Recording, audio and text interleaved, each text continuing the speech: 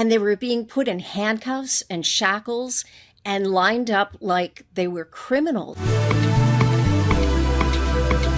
지난 4일 한미동맹의 상징인 조지아 현대 LG 배터리 공장 급습 사건 이후 그 여파가 일파만파 커지고 있는데요. 이 가운데 한 직원의 7일간 충격적인 구금 생활 일지가 공개되면서 이민 당국의 비인도적인 처우에 전 세계는 다시 한번 큰 충격과 함께 분노에 들끓고 있다는 소식입니다. 도대체 우리나라의 입장에서는 이해가 되지 않는 것이죠.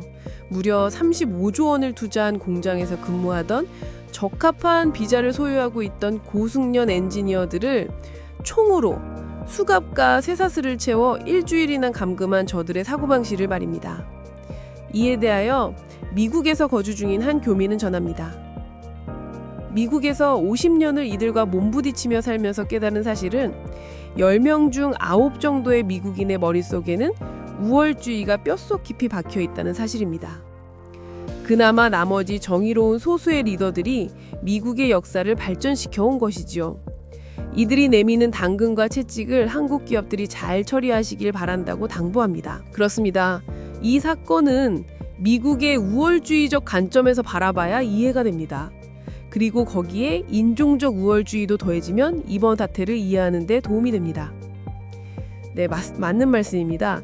이 사건은 미국이 한국을 비롯한 다른 나라들에 대하여 어떤 관점을 갖고 있는지를 염두에 두고 해석하는 것이 맞습니다. 이 가운데 당시 공장 건설 현장에서 일하다가 구금됐던 한 한국인 근로자의 구금 일지가 공개되었습니다. 연합뉴스는 합법적인 B1 비자, 출장 등에 활용되는 단기 상용 비자를 소지하고 있었던 한 근로자 A씨의 구금 일지를 입수해 보도했습니다. 보도에 따르면 A씨는 미국에서 출장 중 ICE에 체포돼 구금되었습니다. 체포 과정에서 미란다 원칙 고지도 없었고 손목에 케이블 타이와 빨간 팔찌를 채운 채 9시간 넘게 대기 후 호송차에 탑승했습니다. 구금시설에 도착한 뒤에는 제수복을 입고 그 상태로 머그샷을 찍었습니다. 초기에는 72인실 임시시설에서 곰팡이 핀 매트와 냄새나는 물 등 열악한 환경에 수용됐고 화장실은 칸막이도 제대로 설치되어 있지 않았습니다. 이후 2인 1실로 옮겨졌지만 필기도구도 제공받지 못했습니다. 식수도 녹슨 물을 먹어야 했습니다. 영문도 모른 채 구금된 지 3일 만에 겨우 이민 담당관들과 진행된 인터뷰에서 A씨는 출장 목적을 설명했지만 ICE 요원들은 남한 출신임을 확인한 뒤 북한과 로켓맨을 언급하며 비웃었다고 합니다. 왜 체포됐는지 묻자 요원들은 위에서 불법이라고 생각한다 고만 답했다고 해요.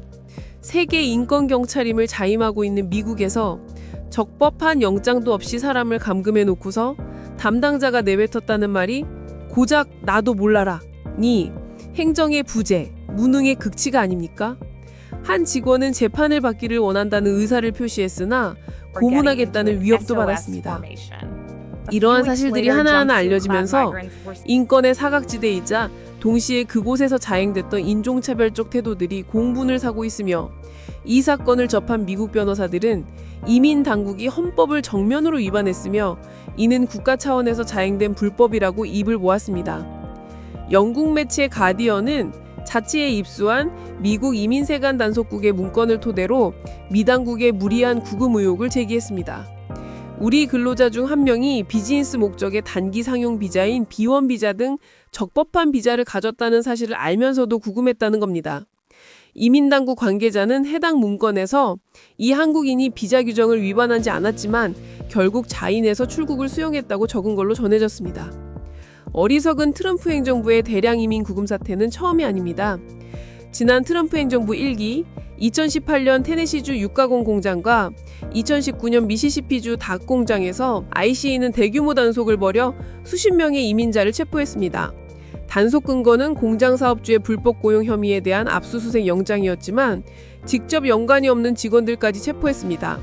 이에 직원들은 개별 혐의 없이 구금됐다며 헌법상 영장주의와 정법 절차 위반을 주장하며 집단 소송을 제기했습니다. 3년 뒤 소송은 이민당국의 배상 합의로 마무리됐습니다. 당국은 총 117만 달러, 한화 약 16억 2천만 원을 지급하고 피해자들의 신원을 보증하기로 했습니다. 또한 최대 14시간 동안 피해자들을 구금한 조치가 잘못이었다는 점도 인정했습니다. 이러한 선례를 보면서 관계당국과 기업들은 후속 조치를 취할 것으로 예상됩니다. 트럼프 2기에도 이민자 단속과 추방에 반대하는 시위에 LA 주방위군이 투입됐습니다. 인권단체들은 이 같은 사건들이 모두 사회적 약자에 대한 과잉 공권력 행사라는 공통점을 가지고 있다며 지적하며 이를 법의 이름으로 자행되는 차별과 위협이라고 규정하고 있습니다. 현재 돌아가는 상황을 보면 한국 쪽에 절대 불리하지 않습니다. 미 MBC 뉴스는 지난 15일 한국 정부가 구금시설 동안 어떤 인권 침해가 있었는지 전수조사를 진행할 계획이라고 전했습니다. 여기서 한국 정부는 이제 구금시설에서 한국 직원들에게 행해진 미 이민 당국의 비인도적 처사에 대하여 어떤 인권 침해가 있었는지 증거 자료들을 수집하고 있습니다. 현재 인권단체들도 이에 가세해 피해 사례들을 조사하고 있으며 이는 곧 집단 소송으로 이어질 전망입니다.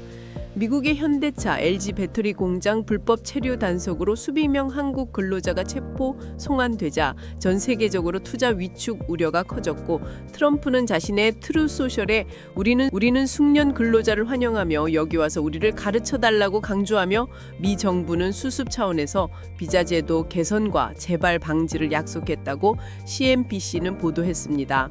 이민 전문가들은 일본과 독일 등 외국 기업이 미국 내 공장 설립 시 자국 기술 전문가를 파견하는 것이 흔한 관행임을 지적하며 이번 단속이 100% 보여주기 위한 조치라고 비판했습니다. 실제로 이러한 기술자 파견은 현지 노동자들을 훈련시키고 기술을 전수하기 위한 필수적인 과정인 것입니다. 그래서 크리스토퍼 랜도 미 국무부 부장관이 서둘러 14일 방한 우리 조현 외교장관과의 면담을 통해 이번 사태에 관해 유감을 표하고 유사 사태의 재발 방지를 약속했습니다. 랜도 부장관은 이번 문제에 대해 유감을 표하고 제도 개선과 한미 관계 강화를 위한 기회로 삼자고 했던 것이죠. 아쉬운 점은 장관인 마코 루비오가 오지 않았다는 것입니다. 미국 측이 어떻게 이 사태를 보는지 알 수 있죠. 트럼프 행정부가 사안이 심각했다고 판단했다면 당연히 국무장관 마코 루비오를 보냈을 테니까요. 어쨌든 트럼프 대통령도 관심을 가지고 있어서 한국 사람들이 다시 미국에 들어갈 때 불이익은 없을 것이라고 했습니다. 또 비슷한 일이 다시 일어나지 않도록 노력하겠다고 강조했습니다. 미국은 한국 기업들의 투자와 한국 근로자들의 기여가 크다고 보고 이를 지원할 수 있는 제도와 비자 발급이 잘 이루어지도록 협의를 빨리 진행하자고 했습니다. 이에 대해 박윤주 차관은 우리 국민들의 불안을 없애기 위해 미국이 실제로 재발 강지와 제도 개선을 해야 한다고 강하게 요구했습니다. 바로 이틀 전 미의회 조사국 CRS가 최근 공개한 보고서에서 조지아주 현대차 LG 배터리 공장에서 벌어진 한국인 구금 사태가 한미 정상회담의 긍정적 분위기에도 불구하고 양국 관계의 도전 과제가 될 수 있다고 지적했습니다. 단속 과정에서 한국인 근로자들이 수갑과 족쇄를 차는 장면이 공개되며 한국 내 여론이 악화된 점을 언급했습니다. 이번 사건은 미국의 이민 정책이 외국인 투자와 제조업 일자리 확대 목표와 충돌한다는 문제를 드러냈다고 평가했습니다. 또한 한국인 전문직 취업 비자 신설 법안을 소개하며 사건이 비자 제도 개선 필요성을 보여주었다고 전했습니다. 보고서는 이어 트럼프 행정부의 관세 정책이 한국 경제와 한미 FTA 의무 이행에 부담을 줄 수 있다고 지적했습니다. 이렇게 미 의회까지 나서서 이번 사태가 장기화되는 것에 우려를 표시한 것입니다. 또한 트립 톨리슨 조지아주 서바나 경제개발청장은 현지 언론 인터뷰에서 한국인 노동자들이 돌아오는 것은 매우 중요하다며 현대차 공장에 일하는 사람들은 장비를 설치하고 임직원들에게 배터리셀 기술을 가르칠 수 있는 유일한 사람들이기 때문이라고 말했습니다. 그는 정교한 배터리 장비 설치는 고도로 숙련된 한국인 인력만이 가능하다며 특전 인력만이 설치할 수 있는 독점 기술을 보유한 기업이 전 세계에 한국뿐이라는 점이 좌절감을 준다고 강조했는데요. 필립 라이너트 경제개발청 대변인도 LG 에너지 솔루션 직원들은 단순 인력이 아니라 장비 설치와 교육을 맡은 전문 기술자라며 건설 일정에 차질이 발생할 것을 우려했습니다. 실제로 조지아주는 현대차의 새로운 전기차 공장 건설로 2020년에서 2024년 사이 인구가 무려 22% 증가했습니다. 놀라운 것은 이 인구 증가의 절반이 한국인이었다는 것입니다. 현대차 공장 건설을 위해 한국인들의 이주가 크게 늘어났기 때문입니다. 이들 한국인 유입으로 주택 건설 붐이 일어나 조지아주 지역 경제는 활기를 되찾았습니다. 그러나 이번 사태 후 줄줄이 폐업 사태가 벌어지고 있으며 이번 사태가 조속히 해결되지 않으면 조지아주 경제가 몰락할 것이라는 예측도 나오고 있습니다. 여러분, 이번 구금 사태로 우리는 깊은 충격에 빠진 것이 사실입니다. 급기야 처음에 이민국을 두둔했던 트럼프 대통령도 조지아주 한국 근로자 구금 사태를 염두에 두고 다른 나라나 해외 기업들의 미국 투자 의욕을 꺾고 싶지 않다고 발표했죠. 이를 해석하자면 미국은 한국의 투자를 절실히 원하다는 이야기죠. 정부는 이재명 대통령이 약속한 대로 미국과 관세, 세금 협상을 할 때 양쪽이 공평하게 이익을 얻고 한국의 이익을 크게 지키는 원칙을 지켜야 합니다. 또한 미국에 투자하는 분야에서는 한국이 주도할 수 있는 영역을 많이 확보해야 합니다. 또한 한국은 미국 내 여론에서만 아니라 세계 여러 나라에서 지지를 얻고 있습니다. 이와 관련해 해외 네티즌들의 반응을 보겠습니다. 영미권의 대표적 사이트 레딧에는 미국은 이러한 최첨단의 공장 스스로 건설할 능력이 없다는 것에 4일 만에 좋아요가 2만 명이 넘었습니다. 이 추세는 꺾이지 않고 있습니다.